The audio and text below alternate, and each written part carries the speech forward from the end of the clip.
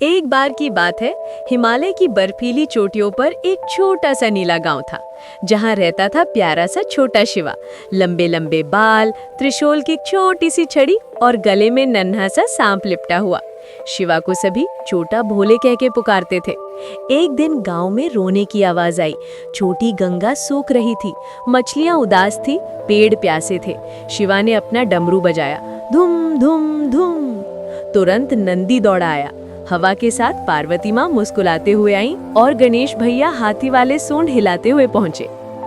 चलो, हमें राक्षस कालकेतु को रोकना है, जो गंगा को कैद कर रहा है, शिवा ने कहा। सब मिलकर उड़ते उड़ते कैलाश के पीछे वाले अंधेरे जंगल में पहुंचे। वहां कालकेतु ने गंगा को जंजीरों में बांध रखा था।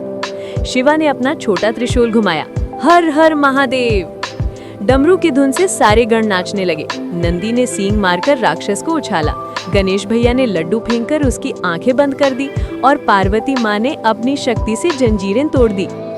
गंगा फिर से हंसते गाते गांव की ओर बह चली। कालकेतु रोते हुए अच्छा बन गया और बोला, माफ कर दो भोले, अब मैं नदी की रक्षा करूंगा। शिवा ने सबको गले लगाया और शाम को कैलाश पर सब मिलकर नाचे।